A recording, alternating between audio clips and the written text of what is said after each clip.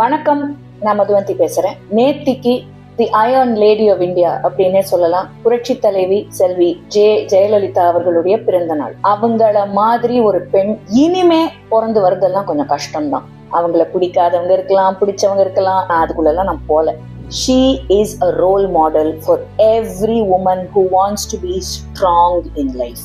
Cinema இண்டஸ்ட்ரியில கொடி கட்டி பறந்துட்டு இருந்தவங்க, அதுக்கப்புறம் அரசியலுக்கு வந்து அதுலயும் கொடி கட்டி பறந்தவங்க. ஆனா அரசியலுக்கு வரத்துக்குள்ள அவங்க ஃபேஸ் பண்ண சேலஞ்சஸ், அதுக்கப்புறம் அவங்க ஃபேஸ் பண்ண சேலஞ்சஸ், இதெல்லாம் வந்து ஒண்ணு விடாம சொல்லிட்டு போனா அதுவே ஃபுல் வீடியோ ஆயிடும். அந்த மாதிரி ஒரு சிங்கப்பெண் அவங்களுடைய பிறந்த நாளை முன்னிட்டு எதிர்கட்சி தலைவர் திரு எடப்பாடி பழனிசாமி ஐயா அவர்கள் இந்த 3rd phase of announcements of schemes அதை வந்து நேத்திக்கு அறிவிச்சாரு.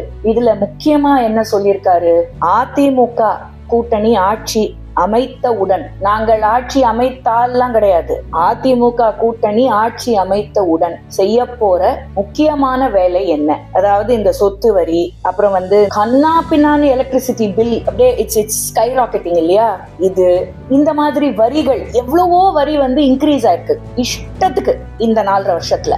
இது எல்லாம் இன்க்ரீஸ் ஆனதுனால ஒரு குடும்பத்துக்கும் அந்த பேசிக் எக்ஸ்பெண்டிச்சர்ங்கிறது ஆட்டோமேட்டிக்கா இன்க்ரீஸ் ஆயிருக்கு.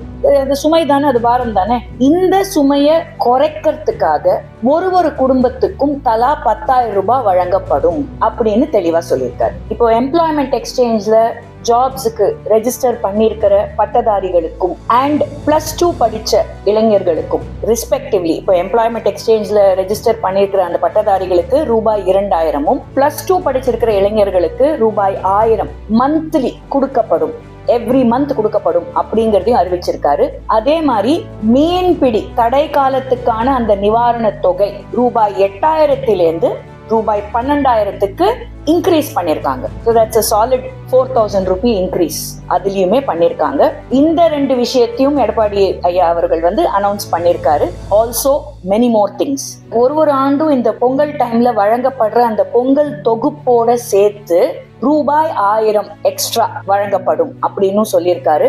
அதே மாதிரி நெசவாளர்களுக்கு கொடுக்குற அந்த ஃப்ரீ எலக்ட்ரிசிட்டி, கைத்தறி நெசவாளர்களுக்கு வந்து இந்த 300 யூனிட்ஸ்ல இருந்து it's going to be increased to 450 units, 300 யூனிட்ல இருந்து 450 யூனிட். அண்ட் விசைத்தறி நெசவாளர்களுக்கு 1000 யூனிட்ல இருந்து அந்த ஃப்ரீ எலக்ட்ரிசிட்டி 1000 யூனிட்ல இருந்து 1,400 யூனிட்டாக இன்க்ரீஸ் ஆக போகுது அப்படிங்கறதையும் சொல்லியிருக்காரு. ஸோ இது எல்லாமே he has added and announced as part of madam Jayalalithaa's birthday special. அது மட்டும் இல்ல, இந்த நகர பகுதிகள் எல்லாம் இந்த ரோட் சைடு ஷாப்ஸ் வச்சிருக்காங்க இல்லையா, அவங்க எல்லாம் இந்த கூட்டுறவு வங்கிகள்ல வாங்கின அந்த கடன் முழுமையாக தள்ளுபடி செய்யப்படும் அப்படிங்கறதையும் சொல்லியிருக்காரு. இது எல்லாமே மிகப்பெரிய ரிலீஃப கொடுக்கும். ஏன்னா பேசிக்கலி நம்மளுக்கு வந்து இந்த டாக்ஸ் இந்த மாதிரி விஷயங்கள்லாம் கண்ணா பின்னான் எலக்ட்ரிசிட்டி பில்லா இருக்கட்டும், எதுவா இருக்கட்டும், increase ஆனதுல we are facing the struggle and the trouble.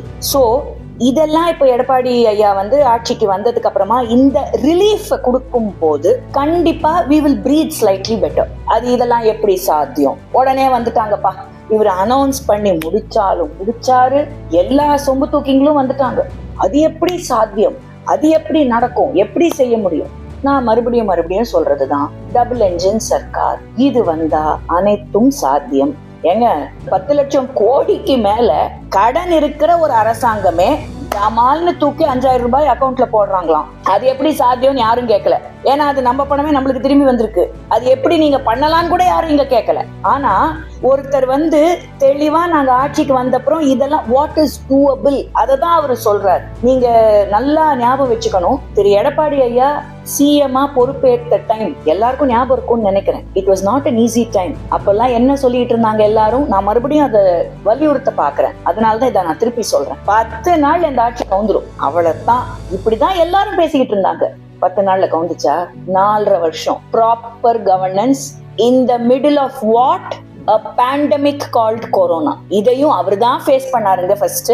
அது எந்த அளவுக்கு அந்த டைம்ல அவர் வந்து இறங்கி do what it takes, the people of Tamil Nadu have to be protected அப்படிங்கிற ஒரே மைண்ட் செட்டோட அவர் எப்படி வேலை பார்த்தாருங்கிறத பர்சனலா அவர் எனக்கும் என் தந்தை கிட்டயும் அன்னைக்கு சொன்னார். அவரை நாங்க மீட் பண்ண போன போது இட் வாஸ் இன்ஸ்பைரிங். அந்த 15 நிமிஷம் நாங்க அவரோட ஸ்பெண்ட் பண்ண அந்த டைம்ல இதை பத்தி அவர் சொன்னது இட் வாஸ் இன்ஸ்பைரிங். அதை உடனே ஒரு 4-5 பேர் கேட்க ஆரம்பிச்சாங்க, அது எப்படி 15 நிமிஷத்துல நீங்க இன்ஸ்பயர் ஆயிட்டீங்க? ஏன்பா, திருக்குறள் 2 வரி, திருப்பாவை ஒரு 10 வரி இருக்கும். அதுல இருந்து எவ்வளவு விஷயங்களை கத்துக்கிறோம். ஒரு 30 நாளைக்கு திருப்பாவையை வச்சுக்கிட்டு ஒரு நாளும் அந்த ஒரு பாசுரத்தை வச்சுக்கிட்டு 2 மணி நேரத்துக்கு உபன்யாசம் பண்ண முடியும். ஒரு திருக்குறளை வச்சுக்கிட்டு நாள் கணக்கா பேச முடியும். அப்படி இருக்கும் பொழுது எப்படி 15 நிமிஷத்துல இன்ஸ்பயர் ஆனீங்க? இந்த மாதிரி பைத்தியகாரத்தனமான கேள்வி எல்லாம் முதல்ல கேட்கறத நிறுத்தணும், இந்த சோ கால்டு செக்யுலர் சொம்பு தூக்கிஸ். ஏன்னா ஒரு மனுஷன் எந்த அளவுக்கு இறங்கி வேலை செஞ்சாரு அப்படிங்கறத அவர் 2 வரியில சொல்லும் போதே புரிஞ்சுக்கலாம் அந்த டைம்ல என்னெல்லாம் நடந்துச்சுன்னு. அதனாலதான் நான் இதை சொல்றேன். கண்டிப்பா திரு எடப்பாடி பழனிசாமி அவர்கள் மறுபடியும் சிஎம் ஆன உடனே அவர் சொல்லியிருக்கிற எல்லா விஷயத்தையும் கண்டிப்பா சென்ட்ரல் கவர்மெண்டோட சப்போர்ட்டோட நிறைவேற்றுவாரு. இது டாஸ்மாக் கையெழுத்து, அபாலிஷிங் டாஸ்மாக் முதல் கையெழுத்து அப்படின்னு சொல்லிட்டு ப்ரமோட்டிங் டாஸ்மாக்கு கண்டினியூஸா கையெழுத்து போடுற அரசாங்கம் கிடையாது. இது good governance, honest governance, stable governance. இதெல்லாம் தமிழக மக்களுக்கு கிடைக்கணும்னு நினைச்சு சேர்ந்த ஒரு கூட்டணி, சேர்ந்து நடக்க போற ஒரு அரசாங்கம். அதனால தமிழக மக்களே, மறுபடியும் நான் சொல்றதுதான், எங்க அப்பன் திருப்பரங்குன்றம் முருகன் அந்த எடப்பாடி பழனிசாமி ஐயா மூலியமா தமிழ்நாட்டுக்கு நல்ல ஒரு ஆட்சியை கண்டிப்பா கொடுக்க போறான். அதுல எந்த மாற்று கருத்தும் கிடையாது. வணக்கம். பாரத் மாதா கி ஜெய்.